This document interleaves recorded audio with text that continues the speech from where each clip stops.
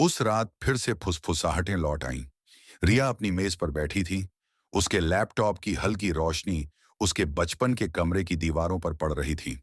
उसने घंटों इंटरनेट खंगाला, शिवपुर के बारे में कुछ भी ढूंढने की कोशिश की। उसका इतिहास, स्थानीय किंवदंतियां, गुमशुदा लोगों के मामले, लेकिन कुछ नहीं मिला।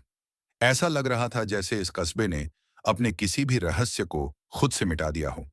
उसने उसी दिन लाइब्रेरी में पुराने अखबारों के अभिलेख भी देखे, लेकिन वहां भी खालीपन था। कस्बे के इतिहास के पूरे साल जैसे गायब थे। यह किसी भी तरह से सामान्य नहीं था। बाहर कोहरा और गहरा हो रहा था। अब वह मुश्किल से ही खिड़की से स्ट्रीट लाइट्स देख पा रही थी। उनकी रोशनी कोहरे में डूब रही थी। जिस तरह से वह कोहरा हिल रहा था, उसमें कुछ था, जैसे वह जिंदा हो, जैसे वह देख रहा हो। फिर फुसफुसाहटें दोबारा शुरू हो गईं। रिया की सांसें थम गईं। इस बार वे और भी करीब थीं, बिल्कुल उसकी खिड़की के बाहर। धीरे धीरे उसने कांपते हाथों से अपना फोन उठाया और रिकॉर्डिंग चालू कर दी। उसे इसे कैद करना था। अगर कोई उस पर यकीन न करे तो कम से कम उसके पास सबूत तो रहेगा। उसने गहरी सांस ली और पर्दे के पास चुपचाप पहुंच गई। जैसे ही उसने बाहर झांका, उसका दिल बैठ गया। कोहरे में कोई खड़ा था, एक आदमी, आधा धुंध में डूबा हुआ। उसका शरीर अजीब रूप से स्थिर था, सिर थोड़ा झुका हुआ, जैसे वह किसी अनदेखी आवाज को सुन रहा हो। रिया की रीढ़ में सिहरन दौड़ गई। वह वही परछाई थी जिसे उसने पिछली रात देखा था, लेकिन इस बार वह हिला।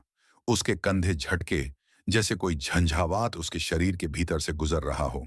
उसका सिर झटकों के साथ मुड़ा, जैसे कोई अदृश्य डोरियों से उसे खींच रहा हो, जैसे कोई उसके कान में फुसफुसा रहा हो।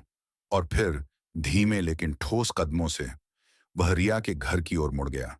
रिया की सांस रुक गई। नहीं, नहीं, नहीं। उसका चेहरा पीला था, मोम जैसा।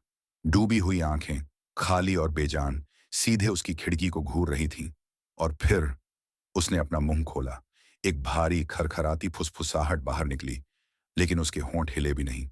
वह आवाज उसके गले से नहीं, बल्कि कोहरे से आ रही थी। रिया पीछे हट गई। उसका दिल पागलों की तरह धड़क रहा था। फुसफुसाहटें अब तेज हो रही थीं, बहुत तेज।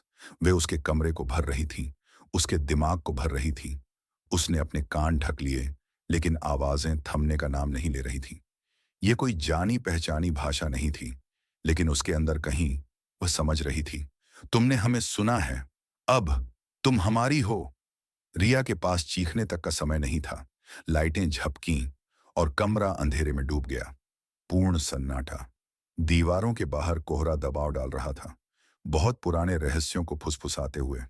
बाहर कोहरे में घिसटते हुए कदमों की आवाज आई। अंदर रिया के फोन की स्क्रीन जल उठी। अब भी रिकॉर्डिंग चालू थी, लेकिन स्क्रीन पर सिर्फ स्टैटिक दिख रहा था। और धीमे पृष्ठभूमि में उसकी अपनी आवाज वापस फुसफुसाती हुई। अभी सब्सक्राइब करें, आगे क्या होगा। एपिसोड 3, हॉलो वंस में रिया एक ऐसी जगह पर जागती है जो अस्तित्व में ही नहीं होनी चाहिए। और उसे एहसास होता है कि कोहरा सिर्फ लेता नहीं है, वह किसी की जगह ले भी लेता है।